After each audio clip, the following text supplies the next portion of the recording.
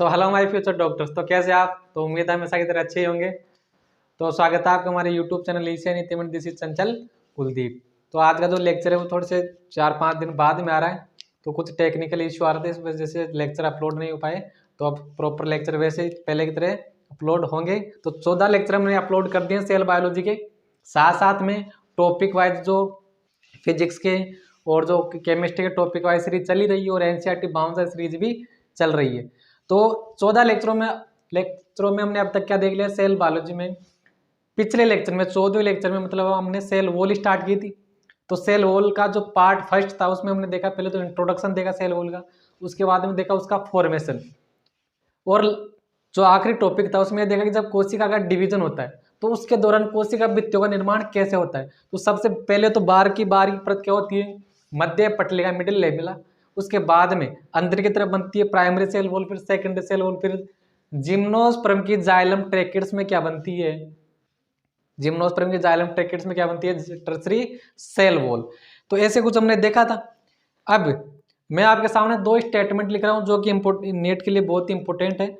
देखो, अगर मैं आपसे ये पूछूं कि प्लांट सेल की सबसे बाहरी परत, प्लांट सेल की सबसे बाहरी परत क्या होगी, तो प्लांट सेल की सबसे बाहरी परत क्या होती है, मिडिल लेमिला होती है, क्योंकि वो मिडिल लेमिला जो आसपास की कोशिका को जोड़कर रखती है, तो सबसे बाहरी परत तो क्या मिडिल लेमिला।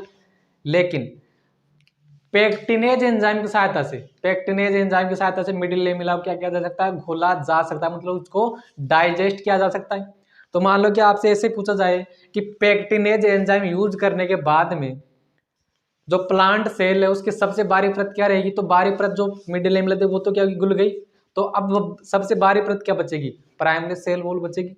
तो ये बहुत इंपॉर्टेंट स्टेटमेंट जो आपसे पूछे जा सकते, तो मैं आपके सामने लिख देता हूँ, आप इसको कॉपी में नोट डाउन कर लेना। तो प्लांट सेल की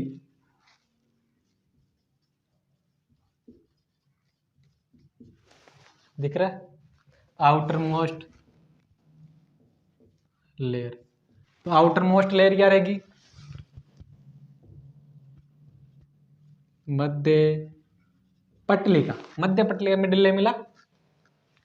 अगर मान लो हमने क्या किया, जो प्लांट सेल है उस पर क्या अप्लाई किया, पेक्टिनेज, पेक्टिनेज एंजाइम, तो मिडिल लेमिला क्या होगी, डाइजेस्ट होगी, मिडिल लेमिला घुल जाएगी।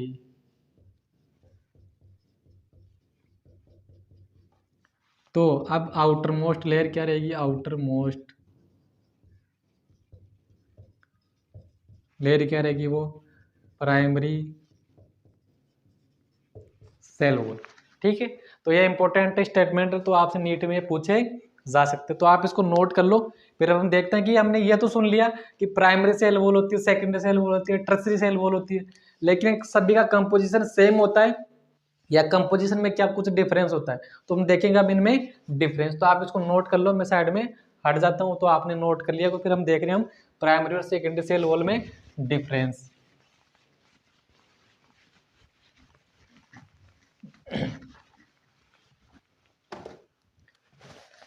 तो मैं एक तरफ तो लिख देता हूं प्राइमरी सेल वॉल,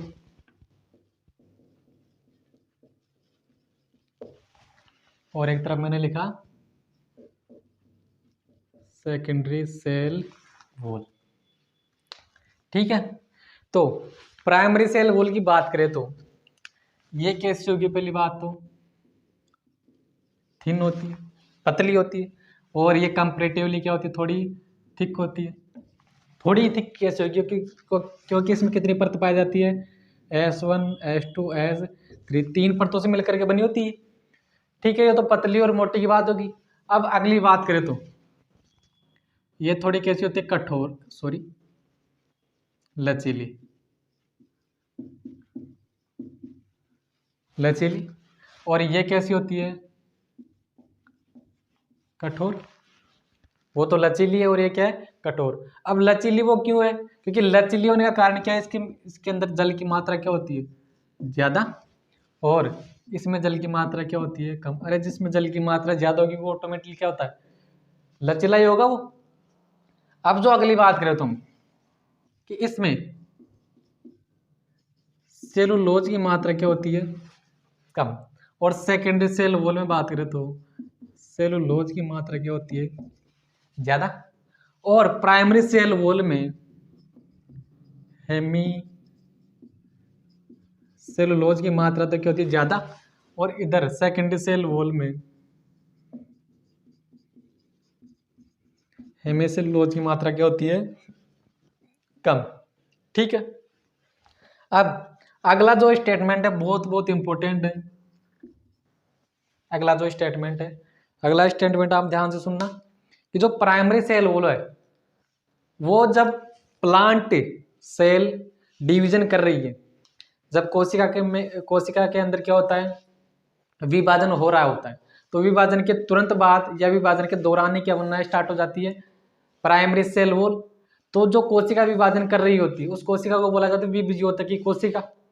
तो ये जो प्राइमरी सेल वॉल है विभज्योतकी कोशिका में भी रहेगी, और उसके बाद में जब वो कोशिका परिपक्व हो जाती है तो परिपक्व कोशिका में भी रहेगी। तो जो प्राइमरी सेल वॉल है वो विभज्योतकी कोशिका प्लस परिपक्व कोशिका दोनों में पाई जाती है, जबकि जो सेकेंडरी सेल वॉल है वो विभज्योतकी कोशिका में प्रेजेंट नहीं होती। मतलब जब कोशिका डिवीजन कर रही होती है तो उस दौरान primary cell secondary cell wall absent रहती है। तो सिर्फ सेकेंडरी सेल वॉल किसमें पाई जाएगी, परिपक्व कोशिका में देखने मिलेगी, विभज्योतकी कोशिका में देखने नहीं मिलेगी। तो ये बहुत ही इंपॉर्टेंट स्टेटमेंट है। तो ये जो प्राइमरी सेल वॉल है वो किस किस में देखने मिलेगी, विभज्योतकी सेल प्लस परिपक्व सेल में प्रेजेंट। जबकि इधर बात करें तो केवल परिपक्व सेल में पाई जाती है, परिपक्व सेल में पाई जाती। तो ये कुछ इंपोर्टेंट इनमें क्या थे, डिफरेंस। अब हम अगली बात करें तो ये जो प्राइमरी सेल वॉल है इधर प्रोटीन प्लस लिपिड की मात्रा क्या होती है, लिपिड की मात्रा क्या होती है, कम। लेकिन जो सेकेंडरी सेल वॉल है उधर जाहिर सी बात उधर कम है तो इधर क्या होगी, ज्यादा होगी। तो सेकेंडरी सेल वॉल में प्रोटीन प्लस लिपिड की मात्रा क्या होती है, ज्यादा। लेकिन एक इंपॉर्टेंट स्टेटमेंट में आपको बता दूं कि सेकेंडरी सेल वॉल में लिपिड के दो व्युत्पन्न पदार्थ पाए जाते हैं। प्राइमरी सेल वॉल में क्या रहेंगी, लिपिड और प्रोटीन की मात्रा कम, लेकिन सेकेंडरी सेल वॉल में लिपिड की मात्रा और प्रोटीन की मात्रा तो ज्यादा रहेगी, लेकिन साथ में लिपिड के दो व्युत्पन्न पदार्थ पाए जाते हैं जिनका नाम होता है लिग्निन और सुबेरिन। अब लिग्निन और सुबेरिन के कारण क्या होता है कि सेकेंडरी सेल वॉल में जैसे लिग्निन और सुबेरिन का जमाव होगा तो ये सेल वॉल को क्या कर देंगे, अपारगम्य बना देंगे। किसके लिए, जल व खनिज लवणों के लिए। तो उसके कारण से क्या होगा, सेल के अंदर जल व खनिज लवण एंटर कर ही नहीं पाएंगे। तो जल व खनिज लवण एंटर नहीं कर पाएंगे तो इस कारण तो मेटाबॉलिज्म क्या हो जाएगी, कोशिका की बंद हो जाएगी। मेटाबॉलिज्म बंद हो जाएगी तो आखिर में कोशिका क्या होगी, मृत्यु हो जाएगी। तो मैं इस स्टेटमेंट में आपको आपके सामने यहाँ पर लिख रहा हूँ। तो मैं इधर लिख रहा हूँ तो आप इसके नीचे चलने दें कि ये इधर लिख रहा हूँ मैं से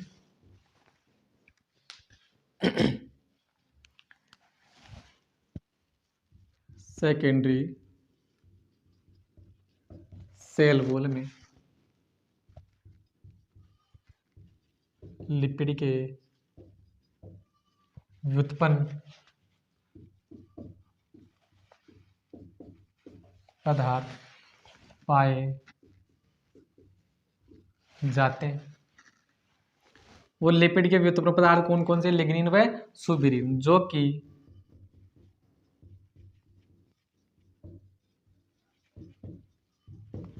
सेल वॉल को जल व खनिज लवणों हेतु अपारगम्य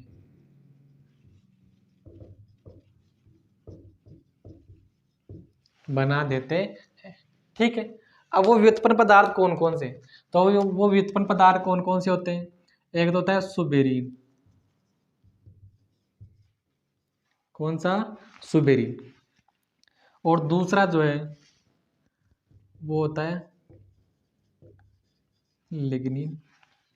तो ये सुबेरीन का जमाव तो आपको कहाँ कहाँ पर देखने मिलेगा? तो ये जो सुबेरीन का जमाव है वो आपको देखने मिलेगा कोर्क, और कोर्क जो टिश्यू होता है उसमें, और साथ में जो मूल की, मूल मतलब रूट, रूट की एंडोडर्मिस में, एंडोडर्मिस में केस्पेरियन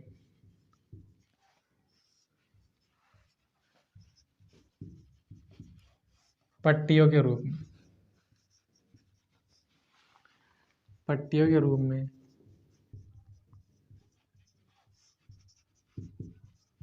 उपस्थित होता है। तो ये सोबेरियन कहाँ कहाँ पर देखने मिलेगा? एक तो आपको जो एक कोर की टिश्यू होता है और जो मूल की एंडोडर्मिस है उसमें केस्पिरियन पट्टियों के रूप में देखने मिलेगा। और जो कोर की टिश्यू उसका नाम शुरू में आ भी चुका है, कोर की टिश्यू। वही रॉबर्ट हुक ने क्या देखा था? कोर की जो टिश्यू है उसके छाल में क्या देखा था? मधुमक्खी के छत्ते के समान संरचना देखी थी, जिसको क्या बोला? सेलुले। और उसी का नाम आगे चल कर क्या पड़ा? सेल। लेकिन एक्चुअली में वो जीवित कोशिका नहीं थी। वो जीवित कोशिका क्यों नहीं थी? क्योंकि उसमें किसका जमाव पाया जाता? सुबेरिन का। और सुबेरिन और लिग्निन का जमाव जहां पर भी होगा तो वह जल व खनिज लवणों के लिए क्या बनाने की? सेल को अपारगम में। इस कारण सेल के आखिर में क्या होगी? मृत्यु। लेकिन अगला जो शब्द देखिए आप, मूल की जो एंडोडर्मिस होती है, मूल की अलग अलग लेयर होती है, एपिडर्मिस, एंडोडर्मिस, ऐसे। तो एंडोडर्मिस में ये सुबेरिन का जमाव पाया तो जाता है, लेकिन कैसे पाया जाता है? केस्पियन पट्टियों के रूप में पाया जाता है। अब जिन्होंने प्लांट एनाटॉमी पढ़ ली उनको तो ये समझ में आ रहा होगा कि केस्पियन पट्टियां क्या होती है, एंडोडर्मिस क्या होती है। लेकिन जिन्होंने नहीं पढ़ी तो घबराने की जरूरत नहीं है। आपको सिर्फ इतना याद रखना है कि एंडोडर्मिस में क्या होता है, केस्पियन पट्टी के रूप में क्या पाया जाता है? सुबेरिन का जमाव। जब आप मैं आपको प्लांट एनाटॉमी पढ़ाऊंगा तो आपको अच्छी तरह समझा जाएगा कि ये केस्पियन पट्टियां क्या होती, ठीक है। लेकिन ये जो लिग्निन है, लिग्निन वाला जो है, ये लिग्निन कहाँ कहाँ पर देखने मिलेगा आपको? लिग्निन देखने मिलेगा एक तो आपको जाइलम में, और साथ में स्क्लेरेन, इसके स्क्लेरेन काइमा टिश्यू में। जाइलम तो क्या होता है कि स्थायी ऊतक है, और ये जो स्क्लेरेन काइमा क्या है कि विभज्योतक। ये भी प्लांट एनाटॉमी में जब टिश्यू आएगा ना तो टिश्यू के प्रकार आपको प्लांट एनाटॉमी डिटेल में पढ़ाए जाएंगे। तो ये तो हमने क्या देख लिया? प्राइमरी सेल वॉल को देख लिया और सेकेंडरी सेल वॉल को हमने देख लिया। अब ये जो डिफरेंस आपको लिखवाए इसमें एक डिफरेंस तो ये कि किस किस में प्राइमरी सेल वॉल पाई जाती है और किस में सेकेंडरी सेल वॉल पाई जाती है, ये इंपॉर्टेंट है। और जो ये आपको स्टेटमेंट यहाँ पर लिखवाया गया है, ये सुबेरिन का जमाव वाला जल व खनिज लवणों के लिए अपारगम में, ये सिर्फ कहाँ देखने मिलेगा आपको? सेकेंडरी सेल वॉल में। तो ये बहुत ही इंपॉर्टेंट स्टेटमेंट था, तो आप इसको नोट कर लो। मैं साइड में हट जाता हूँ, तो मैं ये साइड में हटा, यहाँ पर नोट कर लिया होगा। तो मैं इसको क्या कर रहा हूँ? बराबर कर रहा हूँ।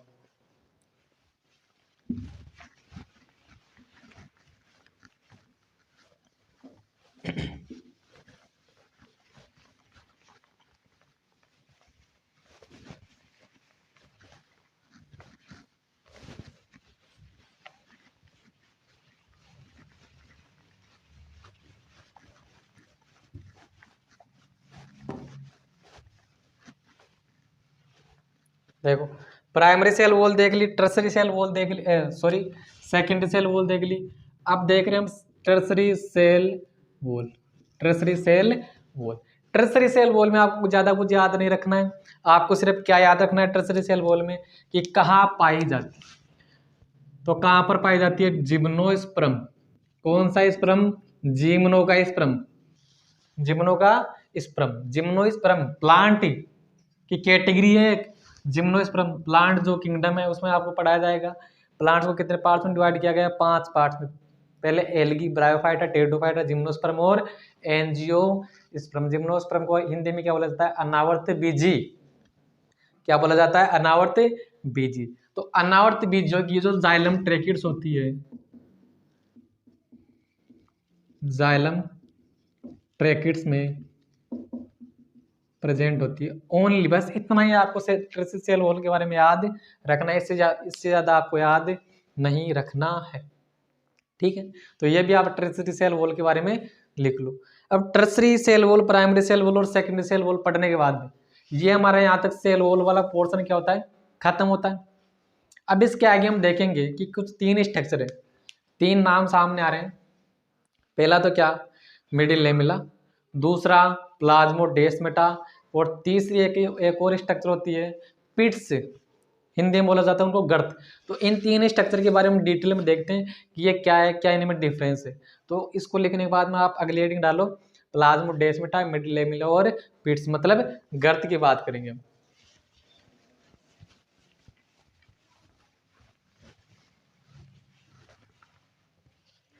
तो मैं जो अगली हेडिंग है वो यहाँ पर लिख देता हूँ कि अगली हेडिंग हमारी क्या रहेगी, प्लाज्मो डेस्मेटा,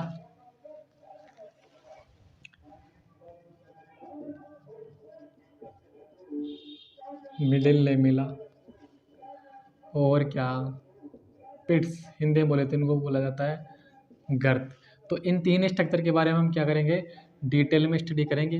प्लाज्मोडेस्माटा, मिडिल लेमिला और ये पिट्स क्या होते हैं।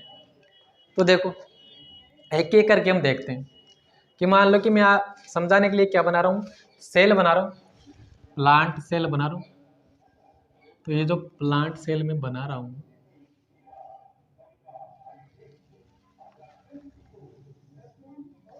ऐसे मैंने क्या बनाई, ये एक सेल इधर है और ये एक सेल इधर। तो ये सेल ए मान लो आप और ये सेल बी मान लो आप। और जो कोशिका की सबसे बाहरी परत आपको दिख रही है वो तो आपको अच्छी तरह से पता ही है कि प्लांट सेल की सबसे बाहरी परत क्या होती है, मध्य पटलिका, मतलब मिडिल लेमिला। तो ये जो परत मैंने बनाई है सबसे बाहरी परत, ये क्या है, मध्य पटलिका। कौन सी लेखा, मध्य पटलिका, इसकी बात चल रही है। ठीक है, तो ये तो हमारा जो पहली स्ट्रक्चर है, हमारी जो पहली स्ट्रक्चर है मध्य पटलिका मतलब मिडिल लेमिला।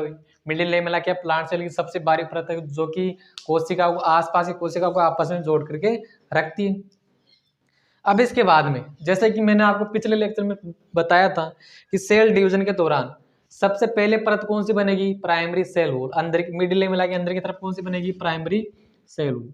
तो देखो ये मिडिल लेमिला के अंदर कौन सी सेल वॉल है, ये कौन सी सेल वॉल है, प्राइमरी सेल वॉल। तो ये प्राइमरी सेल वॉल बनना स्टार्ट होगी, देखो ऐसे। तो एक ऐसे की ऐसे इधर भी क्या बनेगी, प्राइमरी सेल वॉल।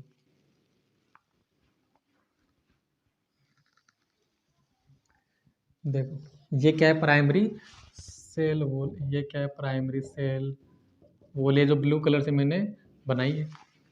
अब यहाँ तक आप समझो कि जो प्राइमरी सेल वॉल है वो भी जल व खनिज लवणों के लिए क्या है, पारगम्य, और मिडिल लेमिला भी क्या है, जल व खनिज लवणों के लिए क्या है, पारगम्य। तो अभी तक ये जो ओवरऑल स्ट्रक्चर है, एक कोशिका इधर है, एक कोशिका इधर है, और उनके बीच में जो बाउंड्री आपको दिख रही है वो कैसी है, पारगम्य। तो इधर का जल इधर जा सकता है, इधर के खनिज लवण इधर जा सकते हैं, और एज इट इज इधर के खनिज लवण और जल इधर आ सकते हैं। चल रहा है काम, यहाँ तक तो ठीक है। लेकिन जैसे सेल सेकेंडरी सेल वॉल बनना स्टार्ट होगी तो सेकेंडरी सेल वॉल तो क्या होती है, उसमें लिग्निन व सुबेरिन का क्या पाया जाता है, जमाव। इस कारण वो कोशिका को जल व खनिज लवणों के लिए क्या कर देगी, अपारगम्य बना देगी। तो देखो ये क्या होगी, सेकेंडरी सेल वॉल बनना स्टार्ट हुई। सेकेंडरी सेल वॉल क्या होती, थोड़ी मोटी होती। तो ये सेकेंडरी सेल वॉल बनना क्या हुई, स्टार्ट। और जहाँ सेकेंडरी सेल वॉल बन रही है वो स्थल ऑटोमेटिकली क्या हो गए, जल व खनिज लवणों के लिए क्या हो जाएंगे, वो अपारगम्य। लेकिन कुछ कुछ जगह पर सेकेंडरी सेल वॉल का जमाव नहीं पाया जाएगा, ऑटोमेटिकली बनना क्या हो जाएगी, ये बंद। तो मान लो कि जगह रह गई जहाँ पर सेकेंडरी सेल वॉल नहीं बनी, तो ये जगह छूट गई ना जहाँ पर सेकेंडरी सेल वॉल नहीं बनी, और फिर वापस as it is secondary cell wall का जमाव क्या हुआ, शुरू हो गया। तो ये जो जगह छूट गई जहाँ पर सेकेंडरी सेल वॉल का जमाव नहीं हुआ है, तो इन्हीं जगह को क्या बोला जाता है, इन जगह को बोला जाता है पिट्स बोला जाता है या गर्त बोला जाता है। अब गर्त का फायदा क्या है कि देखो गर्त ऐसी जगह है कि जहाँ पर सेकेंडरी सेल वॉल ही नहीं है, मतलब वहां पर लिग्निन और सुबिरिन का जमाव ही नहीं होगा। मतलब गर्त क्या होते हैं, अलिग्नीभूत स्थल होते हैं कहाँ पर, कोशिका भित्ति पर। तो इस कारण ये जो वाला गर्त वाला पार्ट है वो क्या रहेगा, जल व खनिज लवणों के लिए क्या रहेगा, पारगम्य रहेगा। क्यों, क्योंकि यहाँ पर सेकेंडरी सेल वॉल तो है ही नहीं, और जो प्राइमरी सेल वॉल और मिडिल लेमिला है वो तो क्या होता है, जल व खनिज लवणों के लिए पहले से क्या होती है, वो पारगम्य। तो ये क्या है, गर्त। तो इन गर्त को क्या बोला जाएगा, सिंपल पिट। इन गर्त को क्या बोला जाएगा, सिंपल पिट। तो ये जो वाला गर्त है इसको बोला जाता है सरल गर्त या सिंपल पिट्स, सिंपल पिट्स।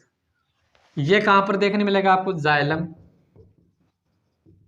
वेसल्स में, जाइलम वेसल्स में देखने मिलेगा। काम क्या होता है इसका, जल का अरीय प्रवाह, जल का अरीय प्रवाह। ये अरीय प्रवाह क्या होता है, देखो जब जल जाएगा तो वो जड़ों से तने की तरफ जाता है, तो उसको लेकर कौन जाएगा, जाइलम।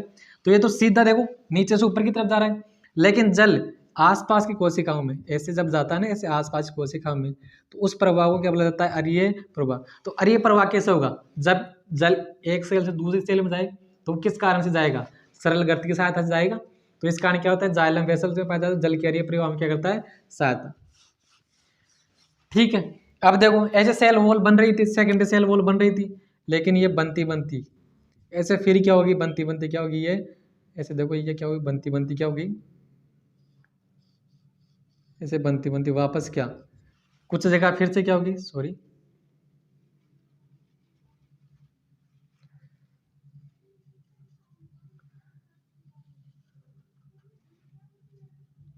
ऐसे बनती बनती देखो कुछ जगह फिर से क्या होगी, छूट जाएगी। ऐसे कुछ जगह क्या हुआ, देखो छूट गई, और फिर एज इट इज पूरी जगह क्या हुई, ऐसे सेकंड सेल वॉल का क्या हुआ, जमाव।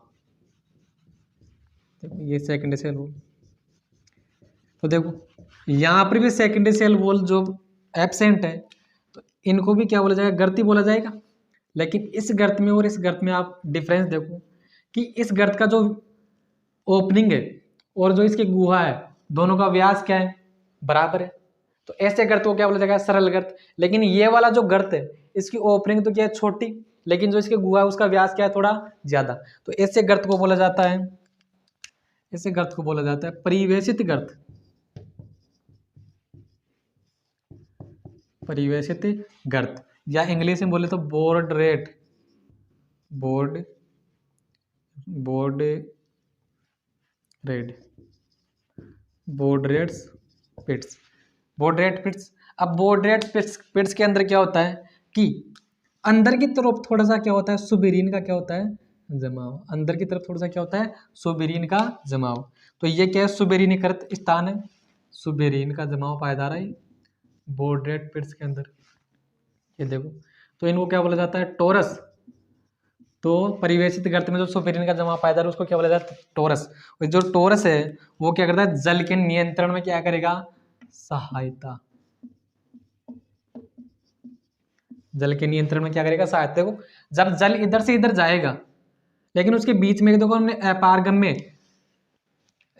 में जो स्ट्रक्चर टोरस लगा दी, तो जब जल तो जाएगा तो सही, लेकिन वो कंट्रोल मैनर में जाएगा, तो ऐसे स्ट्रक्चर को क्या बोला जाएगा, टोरस बोला जाएगा। तो ये परिवेशित गर्त होते हैं इस प्रकार के। अब ये दोनों के दोनों जो मैंने आपको बताए, सरल गर्त व परिवेशित गर्त, ये दोनों ही क्या है, पिट्स है। मतलब क्या, ये गर्त। और गर्त क्या होते हैं, अलिग्नीभूत स्थान होते हैं, अलिग्नीभूत मतलब जहां पर लिग्निन का जमाव नहीं होता, अलिग्नीभूत स्थान किन पर, सेकेंडरी सेल वॉल पर। ठीक है, तो ये पिट्स के बारे में आपको अच्छी तरह समझ में आएगा। देखो आपको मिडिल लेमिला भी समझा दिया, पिट्स भी समझा दिया। अब आखिरी में एक नाम बच रहा है जिसका नाम है प्लाज्मोडेस्माटा। देखो प्लाज्मोडेस्माटा क्या है, secondary cell wall, primary cell wall, middle lamella. यहाँ पर देखो मैंने तीनों को क्या किया, रब कर दिया। जैसे मैंने तीनों को रब किया तो देखो ये जो स्ट्रक्चर है, ये जो स्ट्रक्चर है, यहाँ पर सेकेंडरी सेल वॉल भी एब्सेंट है, मिडिल लेमिला भी एब्सेंट है, प्राइमरी सेल वॉल भी एब्सेंट है। तो ऐसी स्ट्रक्चर को क्या बोला जाता है? प्लाज्मोडेस्माटा बोला जाता है, प्लाज्मोडेस्माटा। ये क्या है structure? Plasmodesmata, canal like structure है। अब प्लाज्मोडेस्माटा के थ्रू क्या होगा? तो देखो, ये इधर वाली सेल थी, ये इधर वाली सेल थी, इनके बीच में देखो एक वेसल्स लाइक नलिका के समान संरचना बना दी हमने। तो इधर का जो जीव द्रव्य है वो मतलब प्रोटोप्लाज्म, इधर का जीव द्रव्य और इधर का जीव द्रव्य आपस में कांटेक्ट में आएगा कि नहीं आएगा? तो प्लाज्मोडेस्माटा एक्चुअल में क्या होता है? जो आसपास की कोशिका होती है, एनसीईआरटी की लाइन बोल रहा हूँ, कि जो आसपास की कोशिका होती है उनके मध्य जो जीव द्रव्य का जो संबंध होता है उन्हीं को क्या बोला जाता है? प्लाज्मोडेस्माटा बोला जाता है। तो ये हमने तीन स्ट्रक्चर देख लिए। तो प्लाज्मोडेस्माटा देखा हमने, दूसरा क्या देखा हमने? पिट्स देखे, और एक क्या देखा हमने? मध्य पटलिका। तो ये तीन स्ट्रक्चर हमने देख ली। अब हमने पिट्स के बारे में देख लिया, कहाँ पर पाया जाता है, क्या काम होता है। लेकिन प्लाज्मोडेस्माटा के बारे में लिखाना कुछ क्या है अभी बाकी, और मध्य पटलिका में भी आपको मैं थोड़ी सी इन्फॉर्मेशन और देता हूँ। तो आप इस स्ट्रक्चर को बना लो, फिर मैं आपको थोड़ा सा मिडिल लेमिला और प्लाज्मोडेस्माटा के बारे में थोड़ा सा और बातें बताता हूँ। आप इसको नोट करो। मैं साइड में हट रहा हूँ, और जैसे मैं हटा तो मैं इसको क्या कर रहा हूँ? रब।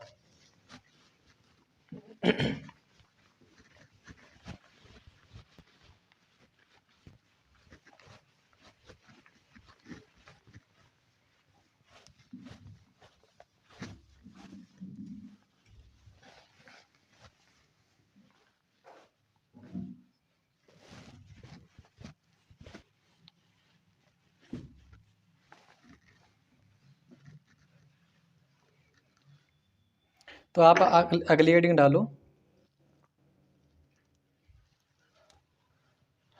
एक तरफ तो लिख लो आप, एक तरफ लिख लो,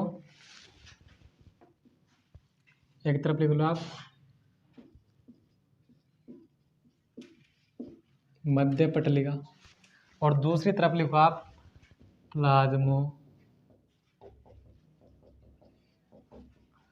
प्लाज्मोडेस्माटा, और दूसरी तरफ क्या? मध्य पटलिका। तो ये जो मध्य पटलिका है वो क्या होती है? मुख्यतः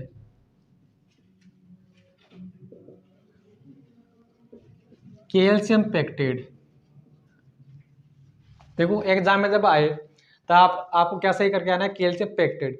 लेकिन बाय चांस कैल्शियम पैक्टेड नहीं दे रखा ऑप्शन में, तो फिर आपको क्या सही करना है? मैग्नीशियम पैक्टेड। तो कैल्शियम पैक्टेड की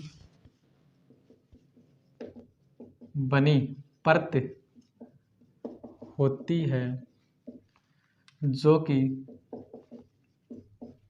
आसपास की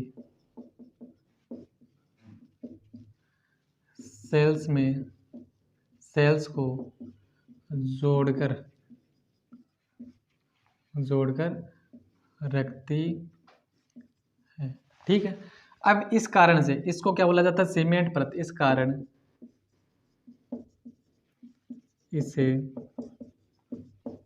सीमेंट परत कहा जाता है। ठीक है। यह तो मिडिल लेवल के बारे में हमने क्या देख ली? एनसीईआरटी की लाइन, और जो आपके एग्जाम में आने वाला है। अब इसके बारे में एक इम्पोर्टेंट बात आपको बताने जा रहा हूँ कि मान लो कि कोशिका, आसपास की कोशिका है, ये से आसपास की क्या है? कोशिका है। ठीक है, ऐसे कोशिका है, लेकिन उन आसपास की कोशिका को ऐसे टाइटली जोड़ करके रखने का काम कौन करेगी? Middle lamella. जब तक मिडिल लेमिला रहेगी तो ये कोशिका आपस में फिसल नहीं पाएगी, मतलब हिल नहीं पाएगी, मतलब ये सीमेंट की तरह कार्य कर रही है। लेकिन जो कच्चे फल होते हैं, आपने देखा कि जो कच्चे फल है वो थोड़े से क्या होते हैं? ऐसे टाइट होते हैं। लेकिन जो पके हुए फल है वो थोड़े से क्या होते हैं? ऐसे मुलायम होते हैं, पिलपिले होते हैं। तो उसका कारण क्या होता है कि जब कच्चे फल होते हैं ना, तो उन कच्चे फलों की जो कोशिका है, उन कोशिका के बीच में क्या पाया जाता है? मिडिल लेमिला पाया जाता है। इस कारण वो थोड़े से क्या होते हैं? कठोर। लेकिन जैसे वो परिपक्व होने लगते हैं, मतलब पकने लगते हैं, तो प्लांट्स के अंदर क्या बनने लगता है? इथाइलिन नामक हार्मोन बनने लगता है। तो इथाइलिन हार्मोन के प्रभाव में क्या होता है? इथाइलिन हार्मोन के प्रभाव में क्या होगा? जो मिडिल लेमिला है वो क्या हो जाएगी? घुल जाएगी, मतलब उसका क्या हो जाएगा? डाइजेशन हो जाएगा। और डाइजेशन हो जाएगा तो मिडिल लेमिला जो कि आसपास की कोशिका को जोड़ कर रख रही थी, वो क्या हो गई, विलगित हो गई। इस कारण वो क्या होने लगेगी, फिसलने लगेगी। इस कारण जो पके हुए फल है वो क्या है, थोड़े से मुलायम होता है। क्यों? क्योंकि पके हुए फलों में मिडिल लेमिला क्या होता है, एब्सेंट कोशिकाओं के बीच में। जबकि जो आपने केरी का एग्जाम्पल ले लो, जो कच्चा आम होता है उसको क्या बोलते हैं, केरी बोलते हैं। ठीक है, वो थोड़ी सी क्या होती है, टाइट होती है। और जो पका हुआ आम होता है वो क्या होता है, पिलपिला। तो वही रीजन है कि उसमें जो कच्चा कच्चा आम था उसमें क्या थी, मिडिल लेमिला प्रेजेंट थी, लेकिन पक्के आम में मिडिल लेमिला क्या थी, एब्सेंट थी। तो ये आप अपनी लैंग्वेज में लिख सकते हो, वैसे मैं आपको लिखवा नहीं रहा हूं। अब बात करें कि ये क्या है, प्लाज्मोडेस्माटा क्या है। तो प्लाज्मोडेस्माटा के बारे में एक ही लाइन लिखूंगा कि आसपास की सेल्स के मध्य, एनसीईआरटी की लाइन लिख रहा हूं मैं, आसपास के सेल्स के मध्य जीव द्रव्य की निरंतरता को ही प्लाज्मोडेस्माटा कहा जाता है। देखो, एक सेल इधर थी, एक सेल इधर थी, एक सेल इधर थी, एक सेल इधर थी, लेकिन उनके बीच में क्या थोड़ी सी एक ओपनिंग पैदा जहां पर secondary cell wall, primary cell wall, middle lamella क्या एब्सेंट। तो इसका इधर का जीव द्रव्य इधर के सेल वाले जीव द्रव्य क्या आपस में कॉन्टेक्ट में आ गया, तो उसी स्ट्रक्चर को क्या बोला जा रहा है यहाँ पर, प्लाज्मोडेस्माटा। लेकिन एक नाम आता है आपके सामने, डेस्मोटिब्यूल्स। तो देखो डेस्मोटिब्यूल्स, तो ऐसे क्या है, ये मान लो कि सेल है, एक सेल दो सेल, इनके बीच में क्या है, प्लाज्मोडेस्माटा। तो इधर इसके अंदर क्या पाया जाए, ऐसे एंडोप्लाज्मिक रेटिकुलम पाई जाती है। तो ये मान लो कि एंडोप्लाज्मिक रेटिकुलम ग्रोथ करती हुई दूसरी सेल में एंटर कर जाती है, किसके माध्यम से, प्लाज्मोडेस्माटा के माध्यम से। अगर क्या करती है, वो दूसरी सेल में एंटर कर जाती है, तो उस स्ट्रक्चर को क्या बोला जाता है, डेस्मोटिब्यूल्स। तो डेस्मोटिब्यूल्स कुछ नहीं, वो एंडोप्लाज्मिक रेटिकुलम का क्या होती है, मॉडिफिकेशन होती है, जो कि प्लाज्मोडेस्माटा के थ्रू दूसरी सेल में एंटर हो जाती है। तो ये हमने क्या देख लिया, सेल वॉल के बारे में कंप्लीटली पढ़ लिया, और प्लाज्मोडेस्माटा, मिडिल लेमिला और पिट्स के बारे में कंप्लीटली हमने स्ट्रक्चर का अध्ययन कर लिया। तो यहाँ पर सेल वॉल आपका कंप्लीटली खत्म होता है। तो मुझे उम्मीद है कि आपको वीडियो पसंद आएगी। तो आप क्या करो, वीडियो पसंद आए तो वीडियो को लाइक करो, चैनल को सब्सक्राइब करो। अगर मान लो कि आपको ये पूरा का पूरा जो चैप्टर वो तो चल ही रहा है, इसके साथ साथ में आपको इंडिविजुअल कोई टॉपिक चाहिए, मान लो कि आप अलग से कोई चैप्टर पढ़ रहे हो, तो उस चैप्टर में कोई आपको टॉपिक समझ में नहीं आ रहा, तो आप कमेंट करके हमें बता सकते हो। तो मैं उसके लिए अलग से वीडियो बनाना शुरू कर दूंगा। और आपको एनसीईआरटी बाउंसर सीरीज में क्या करना है, हर लेक्चर को रेगुलरली फॉलो करना है, क्योंकि उसमें बहुत ही अच्छी अच्छी चीज़ें आपके लिए निकाल के ला रहे हैं। तो थैंक यू वेरी मच। तो मिलेंगे हम अगले लेक्चर में।